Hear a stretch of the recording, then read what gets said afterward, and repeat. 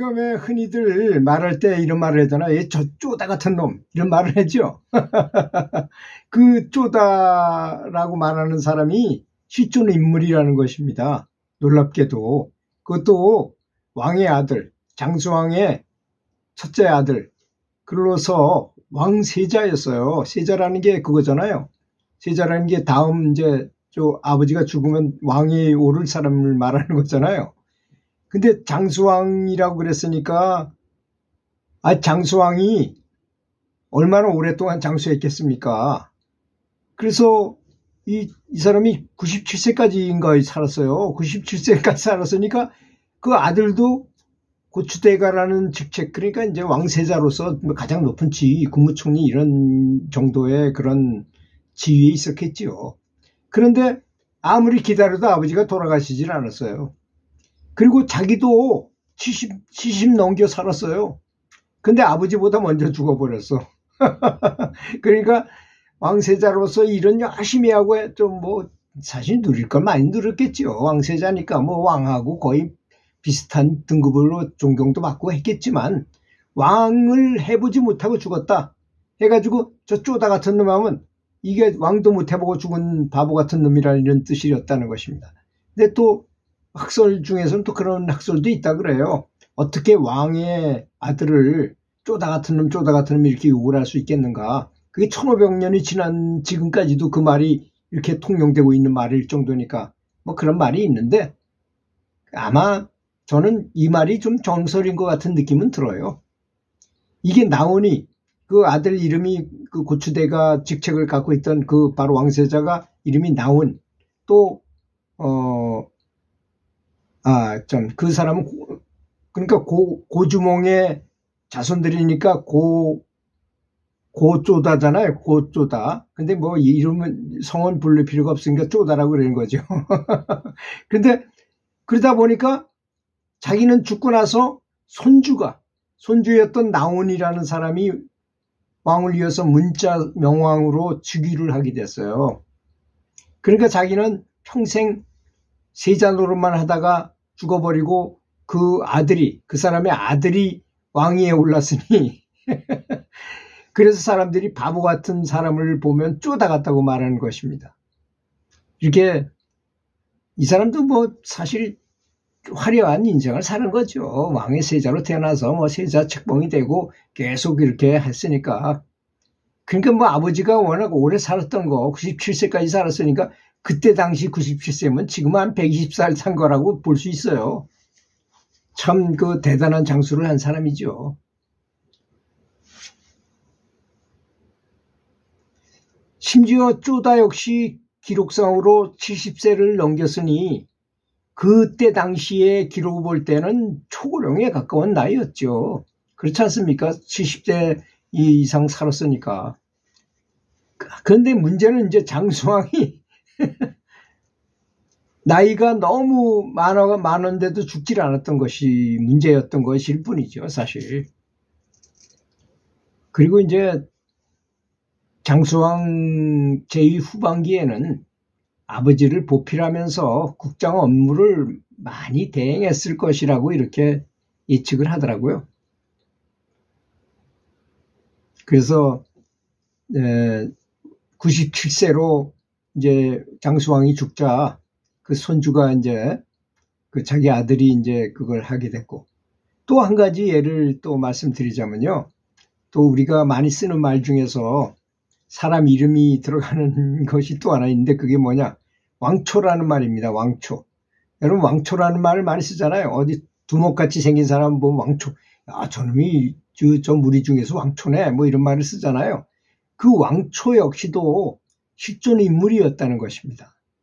여러분 이 왕초 이야기를 좀 들어볼 필요가 있어요. 수행자들은. 왜냐하면 이제 왕초라는 사람이 체격이 좋고 좀 그런 사람이었는데 어느 날 길을 가다가 우연히 책을 한 권 길에서 주웠다고 합니다.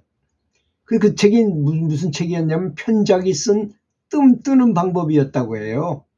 그런데 이 배꼽 아래 요 하단전에다가 뜸을 뜨는 방법에 대한 게 자세히 기록돼 있어서 그걸 한번 해보자 해가지고 그것대로 뜸을 떴다고 합니다. 그런데 이제 문제가 생겼어요. 뭐냐? 이 단전 차크라가 열리게 된 것입니다. 그것 때문에, 그것으로 인해서. 그러면 이 하위 차크라가 열리면 문제가 있어요. 여기가 열리면 음욕이 아주 굉장히 강력해져요. 음욕이 엄청나게 강세해가지고 또 힘도 엄청나게 세진다고 합니다. 그러다 보니까 끼리끼리 논다고 이게 도둑의 무리들과 뭐 시정 잡배들을 전부 끌어모아가지고 그놈들을 가지고 도둑 집단을 만들어서 거기에 대장이 되는 거야. 그래서 왕초라고 하는 거죠. 그런데 이 사람이 하루에도 12번이나 다른 사람을 강간을 해도 될 정도로 이렇게 정력이 너무너무 왕성하고 피해자가 너무 많은 거야. 사람도 많이 죽이고 뭐 부녀자들 잡아다가 겁탈도 많이 하고 굉장히 많은 도둑 해가지고 강도짓도 많이 하고 해가지고 그리고 이 무리가 너무나 이 왕초 때문에 힘도 좋고 이놈이 싸움도 잘하고 무기도 잘 다루니까 도저히 안 되겠다 해가지고 피해가 너무 많으니까 관군들이 무려 3,000명이 동원됐답니다. 뭐 3,000명 앞에야 자기가 아무리 뛰어나다 하더라도 나중에 붙잡혔겠죠. 붙잡혀가지고 뭐 죄목을 따지니 뭐 무조건 사형이지 않았겠습니까? 그래서 이제 사형을 집행해가지고 이놈을 죽였어요. 죽인 다음에 도대체 이 친구가 어떻게 했기 때문에 이렇게 70이 넘은 나이에도 하루에 12번 이상씩 다른 여자를 겁탈하고 이렇게 정력이 세고 힘이 좋나 해가지고 세부를 해봤답니다. 그랬더니 다른 데는 뭐 별로 다른 게 없는데 무릎에 정강이를 딱 부러뜨려 보니까 이 정강이 속에 보통 70대 노인네들은 뼈도 약하고 그 안에가 다 거의 비었잖아요. 근데 황수가 가득 찼더라는 것입니다. 그래서 이 왕초가 해주는 말은 무엇이냐? 하위 차크라를 잘못 열었을 때 우리는 뭐 단전해가지고 하단전을 열면 뭐 좋다고만 알고 있잖아요. 이런 부작용이 있을 수 있다는 점도 알아야 된다는 것입니다. 그래서 되도록 위에 있는 차크라를 여는 게 더 좋아요. 그래서 부처님 이마 가운데다 보석을 박아놓고 백호광명이다 해가지고 거기서 빛을 발하시고 뭐 그런 말이 많이 나오잖아요. 이게 높은 도인일수록 위에 차크라가 많이 열린다는 점도 알아야 된다는 점인 것입니다. 그래서 또 한 가지는 제가 아는 기공의 고수가 중국을 갔더니 영거라는 게 있답니다. 영거. 영거라는 게 뭐냐? 어떤 빙의가 된 그 영이 하단전에서 사는 거야. 근데 놀라운 거는 한국 사람이 가서 한국말로 물어보면 한국말로 대답을 한대요. 이 사람은 딴짓을 하고 있는데 이 아래에서는 소리가 나오는 거야. 소리가 난대요. 하단전에서.